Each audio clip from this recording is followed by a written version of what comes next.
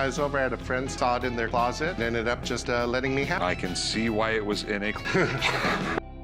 The antique clock that made Rick cringe. Sometimes people bring in items so odd, so wildly out of place, that even Rick can't hide his confusion. That's exactly what happens when a man walks into the shop carrying what looks like an ancient wooden mantel clock. Except it's not just a clock. Embedded inside it are 6 old silver dollars, glinting proudly behind a cheap plastic cover. The man claims he got it from a friend's closet and insists it's an antique treasure. From the second Rick lays eyes on it, his expression says it all. This isn't going to end well. It has $6 coins in it, and it's just been sitting on the mantel dust, but anyone would want to have it. So I know I'm going to be walking a lot of money. Hey, Dad, come over here and look at this. What? Rick examines the clock, barely able to mask his disgust. The design is dated, clunky, and looks more like a DIY craft project than a valuable antique. But it's the coins that grab his attention. Tucked inside are 4 Morgan silver dollars and 2 peace dollars, coins that, under the right conditions, could fetch a decent sum. And for a moment, Rick's interest flickers. If the coins are in good shape, there could be money here. But that flicker dies fast. These look like they're in great shape. Yeah, 4 Morgan silver dollar. The reason they're called Morgan silver, they used to name coins after the design. Okay? I named Morgan, he best coin engravers, you know. Up close, Rick spots the telltale signs of damage. The coins have been polished. The smooth surfaces and unnatural shine scream amateur restoration. Any collector knows that polishing an old coin doesn't preserve its value, it destroys it. Rick breaks it down clearly. The second someone takes a buffing wheel to a coin, they strip off everything that makes it collectible. It's like repainting the Mona Lisa with nail polish and expecting it to go up in value. They've been polished. This is when you look in a book or something like that, there's, you know the very last column where it said good? Oh no. Yes. What might have been coins worth thousands are now barely worth their weight in silver. Rick calculates quickly. Each coin still holds about $25 in silver value. Multiply that by 6, and you're looking at around $150 total on a good day. But even then, the clock itself is so hideous that Rick says it would cost him extra just to smash it apart and get the coins out. He makes a blunt offer, well below the seller's expectations. If it was circulated, would it be that shiny? No. Clean and polished old coins. It's the exact opposite. But there's some good news here. 7 ounces of silver in it. And with the price of silver nowadays, And when the man declines and decides to take the clock back home, Rick just shrugs. Had those coins been left untouched, they might have had real collector value. Instead, they're just scrap silver stuffed into a clunky relic that doesn't belong on any mantle. I think I'll just home and stick it back up on the mantle where I had you it. didn't really have this on. Better you than me. All right. Thank you very much. sir. I disagree with them. I've had lots of... There's no fixing this one. For Rick, this isn't just about an ugly clock or ruined coins. It's a reminder of how often people unknowingly sabotage the very things they think are valuable. It's a moment that perfectly captures how quickly things can go from interesting to insulting in the pawn business. There's too much work that's got to be done for me to make anything. Really? Okay. All right? That's fine. Well, thanks for bringing it in, though, man. He was basically insulting me with the paint thing, the petty stuff, you know? That's a good-looking boat. This guy. A man walks into the gold and silver pawn shop, clutching what he claims is a historic relic, an 18th century Hudson Bay Gorget, a curved piece of armor once worn around the neck. The guy is confident, talking about the Hudson Bay Company, its roots in the 1700s, and how it might have been a trade piece given to Native Americans. Rick listens, nodding slowly, but he's already scanning it with the sharp eye of someone who's seen too many fakes. What do you know about this thing? As far as I know, it was made by Hudson Bay, somewhere probably around 1700s. I don't know a whole lot about it. My dad actually got it. He picked it up at an auction. Do you know what he paid for it? Second mortgage on his house. Okay. The seller says his father took out a second mortgage to get it. That's a heavy statement, and it raises the stakes. Right away, Rick raises an eyebrow. It's not every day someone shows up asking for $100,000 for what looks like a beaded necklace made for battle. If this piece is real, it could mean a big payday. But if not, someone in that family made a very expensive mistake. It looks like it might have been a trade piece to the Indians. That's Venetian glass. Yeah. And the glass beads is completely normal. They had to trade the Indians something for this. They didn't want cash. They didn't want coins. Yeah. They wanted stuff. And how much you want for it? For about 100,000. Rick examines the object closely. At first glance, it looks impressive. Handmade, decorated with Venetian glass beads, clearly trying to sell the story of age and authenticity. But Rick's not buying the fantasy just yet. He starts pointing out details that the seller clearly overlooked. That patina on the metal? It's the wrong kind. The shine isn't right. The color isn't right. And most importantly, the metal composition is all wrong. I don't see that happening. Why not? because I think it's worth a lot, like 9,000 less. I can tell you right now it's not 1700s. All right. Okay? Because you see this yellow-gray patina that's on it? Yeah. Okay? That tells me right away it's nickel silver. Rick calmly explains that the Gorget isn't from the 1700s. Not even close. It's made of nickel silver, a combination of zinc, copper, and nickel. And here's the kicker. Zinc wasn't even isolated until the 1800s. In other words, this thing couldn't have existed at the time the seller claimed. He lays it all out, how he's seen real pieces like this sell at auctions, and none of them have come close to six figures. Most go for around $1,500. And this one? Maybe $1,000 tops. That's the offer. Basically, I'm just trying to tell you I'm not bullshitting you. I've seen auctions for these things, and they generally go for right around $1,500. All right. I'd offer you $1,000. I don't know what you're smoking, man, but that's not gonna work, so. The seller doesn't take it well. He questions Rick's judgment, pushes back, and tries to stand his ground. He is offended by the offer and by Rick's tone. He storms out, muttering under his breath, clearly believing he's been insulted. But Rick isn't flustered. If anything, he's annoyed, not because he couldn't make a deal, but because someone walked into his shop thinking a flashy price tag and a half-baked backstory would override his years of experience. Lot with a boat he wants to sell. So Chum and I are gonna go check it out. Wow! Oh, a boat. So what do you have here? It's a 1958 Seaflight Glastron. Damn, they wanted this thing to look like a 57 Chevy, didn't they? Sure did. A warm desert breeze is blowing when Rick spots something unusual pulling into the shop's parking lot. It's not jewelry, coins, or vintage weapons this time. It's a boat, a 1958 Glastron Seaflight. And it doesn't just sit there quietly. With tail fins straight out of a 1950s car commercial and a paint job screaming for attention, it rolls up like a Cadillac on water. From a distance, it's a showstopper. But Rick's gut? It's already on high alert. Came down to the pawn shop today to sell my 1958 Glastron Seaflight. I have another project in mind, and it happens to be another big fin boat. I'd like to get $10,500 for that boat because you couldn't find another.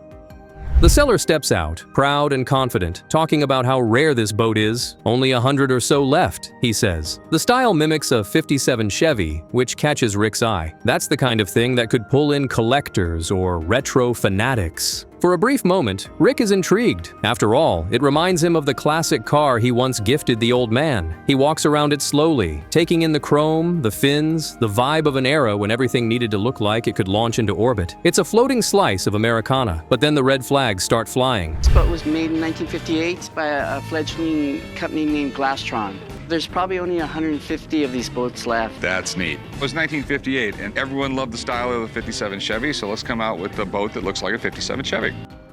Rick starts picking it apart. The paint job is terrible. It is clearly a rushed coat thrown on to make it pop from a distance. Up close, it's a mess. The motor? Not original. In this business, originality is everything. No matter how flashy the frame is, the value plummets if the guts aren't real. And this boat, for all its swagger, doesn't have what it takes beneath the surface. This Glastron boat is awesome, but boats are tough to sell, so it has to be a home run.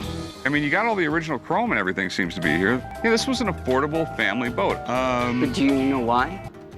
Confident and smiling, the owner throws out a number, $10,500. Rick raises an eyebrow. That's a steep ask, especially for something as risky as a vintage fiberglass boat. Still, he listens. The seller keeps pushing, trying to dazzle Rick with talk of style and scarcity. He swears it's a collector's dream. Rick listens, but his face hardens. He's heard this tune before, a seller dazzled by nostalgia, blind to reality. It's not that the boat doesn't have character, it's that character doesn't pay the bills. How much did you want for it? 10.5. This is my problem with it. It's like lipstick on a pig. I mean, we have a terrible paint job, okay? It doesn't have the original motor. Okay, I realize all the flaws with this boat. The seller tries to brush it off, claiming the boat's value is in its uniqueness and design. But Rick isn't buying it. He's been in the game too long and knows a money pit when he sees one. Fixing the paint, replacing parts, restoring everything to make it sale-ready, that's a whole project that would burn more cash than it brings in. For Rick, the math just doesn't add up. To Rick, it's a trap, expensive, time-consuming, and hard to flip. And when the seller gets defensive about the criticism, Rick's patience runs out. He doesn't yell or curse. He just shuts the whole thing down. No offer, no haggling, just a hard no. Bringing it in though, man. He was basically insulting me with the paint thing, the petty stuff, you know? That's a good-looking boat. This guy doesn't know. The seller walks away, muttering about how Rick doesn't know what he's talking about. But Rick's already done. He's seen enough. In his mind, that boat might look cool parked in a 1950s photo shoot. But inside the shop, it's dead weight. And he's not in the business of taking on dead weight. We got here. Led Zeppelin 1 signed by the full band. By the full band, I only see one. Signed the front, and on the rear, John Bonham. I've never seen, Led Zeppelin sign an entire album. The signed Led Zeppelin album, the holy grail that hits a sour note. It's a big deal when a customer walks into the shop with a signed Led Zeppelin album. This is no ordinary memorabilia, it's a rare gem signed by all the band members. Except for Jimmy Page, of course. Apparently, Jimmy didn't want to follow suit like the rest of the band. He refused to sign the back of the album, even though the others, Robert Plant, John Bonham, and John Paul Jones, did. The seller claims it's a piece from a private collection, once owned by a woman who got the signatures backstage at a 1971 concert in Liverpool. For any rock fan, this could be the holy grail. There's probably 24 authentic signed Led Zeppelin albums in existence, so I'm looking for $22,000. So that is really neat. It's Led Zeppelin. The seller throws out a number, $22,000. Rick doesn't flinch, but it's clear the price feels high. Still, he can't help but admit this is something special. Led Zeppelin wasn't just a rock band. They were a cultural explosion. Every album charted in the top 10. 6 of them hit number 1. Their legacy is untouchable, and authentic signatures from all 4 members on a single album. That's a unicorn in the collector world. It's a classic rock and roll origin story, and it feels just wild enough to be true. So where did you get this? A private collection. Okay. A young lady, when they played Liverpool Stadium, 1971, the band was notorious for having ladies around, and the roadies saw them. They invited them backstage after the show. She got the autographs.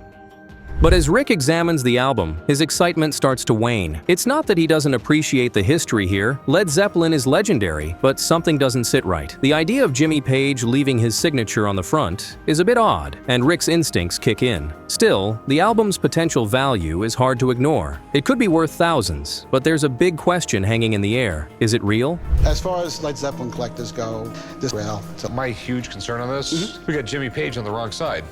you're not going to find something like this. Ever had the signatures checked out? Yes. It depends. The seller is confident. He insists the signatures have been checked out independently, but Rick isn't convinced just yet. He calls in his trusted expert, hoping for confirmation that the signatures are authentic. The expert arrives, and after closely examining the signatures under magnification, he makes it clear this album is the real deal. He's convinced, telling Rick that everything looks legitimate: the ink, the flow of the signatures, and the aging. It all checks out. Good. If everything checks out, there's no doubt this is going to end up being one of the rarest items I'm ever going to see. You know what it's worth. Okay, so the first thing I'm going to do, Rick, is look at it under magnification. Right there, ballpoint pen. But despite the expert's approval, Rick is still hesitant. While the signatures are real, positioning Jimmy's signature on the front, away from the others, is still a red flag for him. In the world of collectibles, people want everything to line up perfectly. It's not just about authenticity, it's about the display value too. It would be a different story if those signatures were all on the back. Unfortunately, that misalignment means the value takes a hit. The last one I want to take a look at, the Jimmy Page. And that, again, is just all over the Venetian. Okay, so it's all legit. Absolutely no doubt this is the real deal. And what do you think it's worth? The expert values the album at about $10,000 to $12,000, but the seller isn't happy with that. He was expecting nearly double that. He doesn't explode, but his tone shifts. He's clearly disappointed. He leans in, trying to reassert control, tossing in a few jabs. He questions the expert's role, hinting that maybe the guy's just a signature person, not a real appraiser. The expert, calm but firm, doesn't back down. He's been in the game for 25 years, seen thousands of autographs, and handled endless memorabilia pieces. The seller insists that Jimmy Page signed the front of Led Zeppelin 4 because it meant so much to him, and he saw it as his personal masterpiece. And no, with all due respect, Absolutely. you're not really an appraiser. I actually get where you're coming from too, but at the same time, I've seen plenty of these pieces.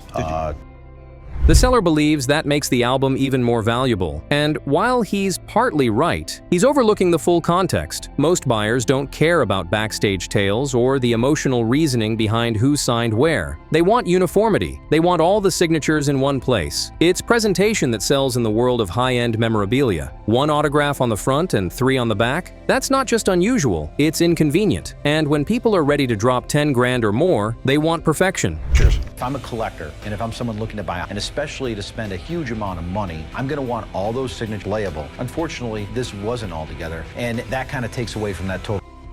The seller is looking for at least $17,500, claiming that this is a once-in-a-lifetime piece of rock history. Rick makes an offer, understanding that it's not just about the signatures, but how they're presented. The seller is still far from happy, and the two are at an impasse. I mean, what's your best price on it? My best price, this is history. I'm sorry, Okay. I appreciate it. The deal falls through, but the seller's still confident the album will sell. The seller, on the other hand, is convinced it'll fetch top dollar elsewhere. But Rick knows it's not just about having the signatures, but the story behind them and how they come together. Without that perfect alignment, it's a tough sell at the higher price the seller wants.